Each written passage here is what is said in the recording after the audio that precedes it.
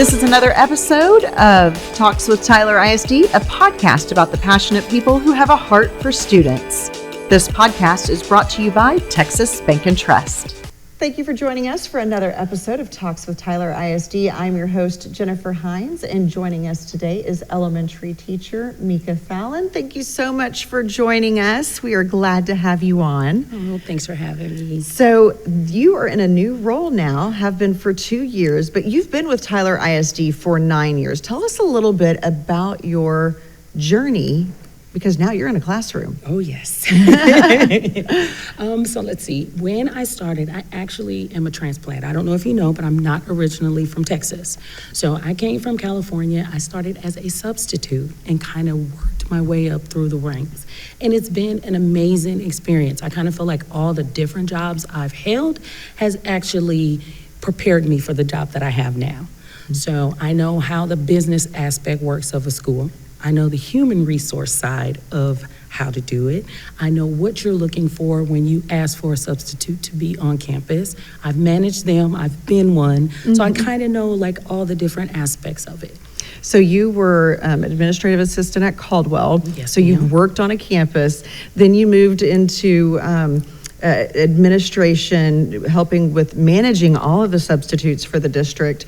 And then of course you were a substitute, so you've kind of come circle back into a classroom, yes, but you now ma'am. know the inner workings of all the other things. Now you're in your second year teaching at Pete Elementary. Tell us a little bit about what made you want to become a teacher.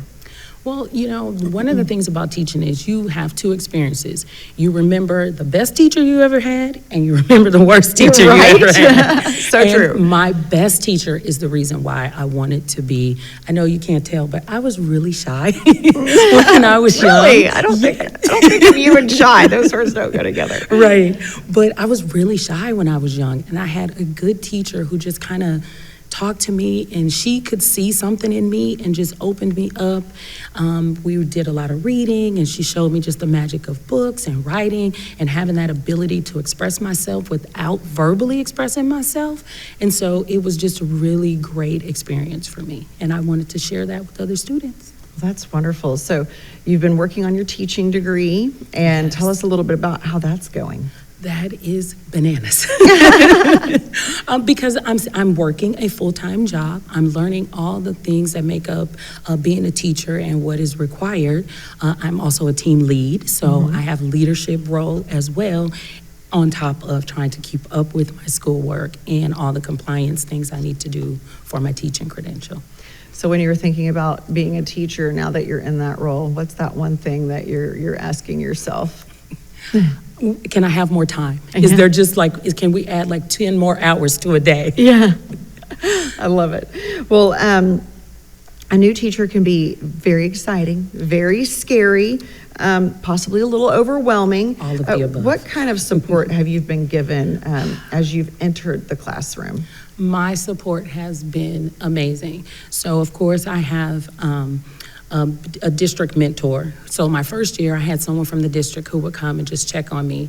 And it was one of those things to just say, hey, you know, you're doing great at this. Don't stress out about this and that. Then of course we've got district coaching. And so I've had a coach, Alyssa Daniels, I have to shout her out. Yeah. She is my coach, and she has been fantastic. Like certain things that you didn't realize that you needed to do, she would just come in and give me some pointers, sit in a class and say, hey, have you thought about doing this?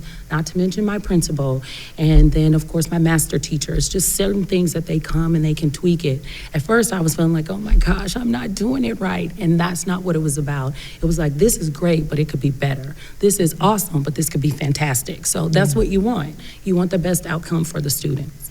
So what's the best advice you could give somebody that's thinking about going into teaching? Your heart has to be in it. This is not a job where you're like, yeah, I want this job because I want the summers off. You're not really off. Right. But this is a job like where you want to have to give. You have to have a serving heart, because that's what this is about.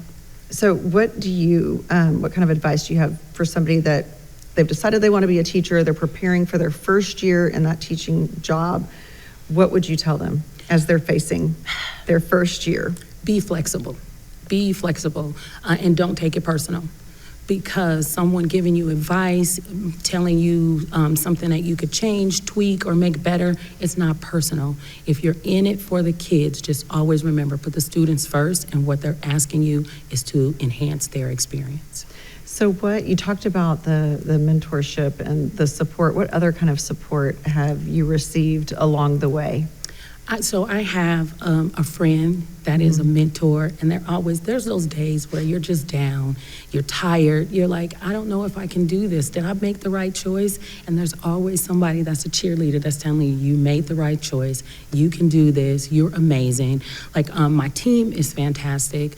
Like we have so many different personalities, but we mesh well. So those days that I need to laugh, I have a person on my team that makes me laugh. I have a person on my team that has the biggest heart, that is just always giving, and I'm like, oh my gosh, I want to be like you when I grow up. So I have a fantastic support system. Not to mention my principal makes me feel like I'm seen, and she supports me in ways that, and my vice principal, oh my gosh, she's my rock. So I am very, very well loved and supported. That's wonderful. And you were saying before we even got started that you ask yourself every day, why did I wait so long?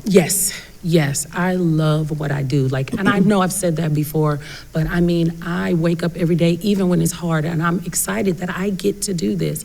It's not one of those things like, oh my gosh, I have to do this. It's like, I get to do this. You get to do it. And when I came into it, I was always thinking, oh, I'm gonna show the kids this, and I'm gonna teach them that, but I didn't realize that I learn from them every day.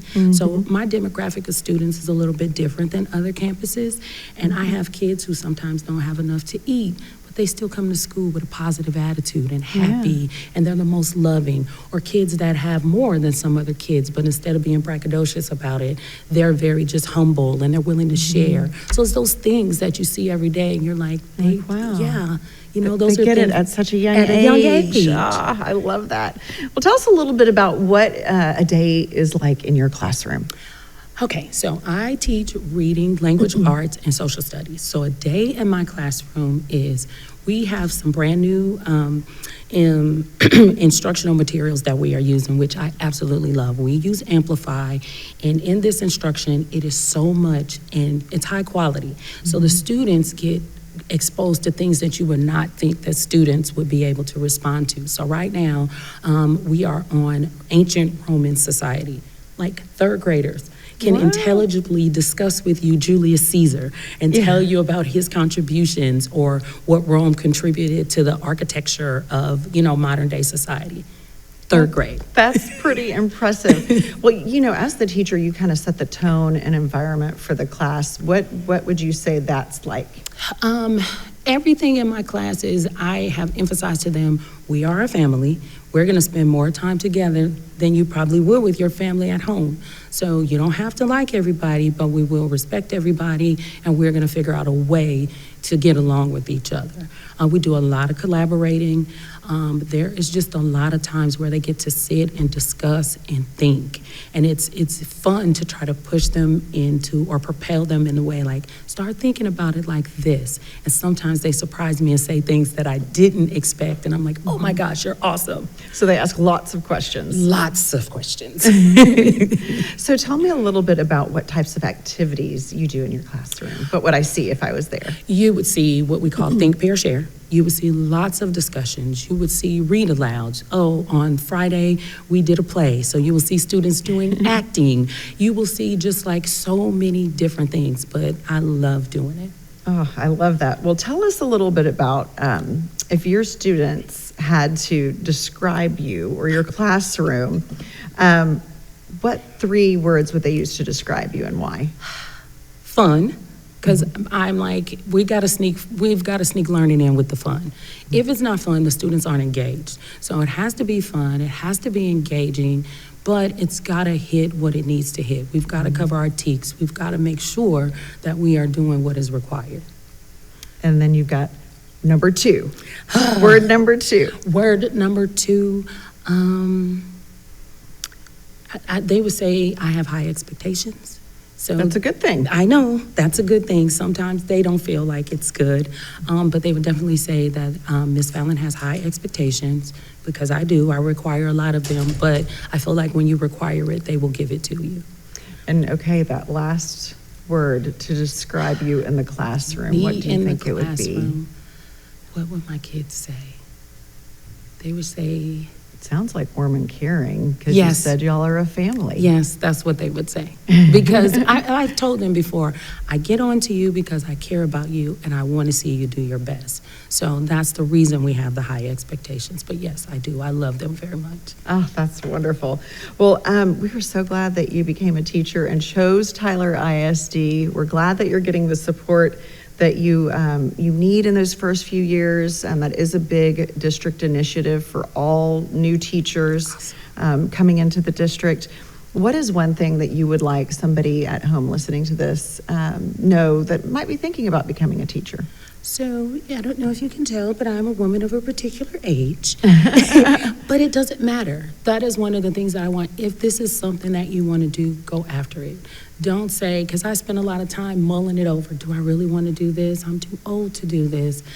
I'm not. I have the energy, I can do it, and I love being around the kids. Having that heart that's willing to serve, that is what gets you through. Well, thank you so much, Meika, for being with us today on this episode of Talks with Tyler ISD. And thank you for listening to this episode. We hope that you check out all of our episodes for Talks with Tyler ISD. And if you would like to know more about all things Tyler ISD, you can check out our external newsletter. You can sign up by going to get.tylerisd.news. We would like to thank our sponsor, Texas Bank and Trust. Subscribe to Talks with Tyler ISD on Apple Podcasts, Spotify, or YouTube. Please share this episode with your friends and family.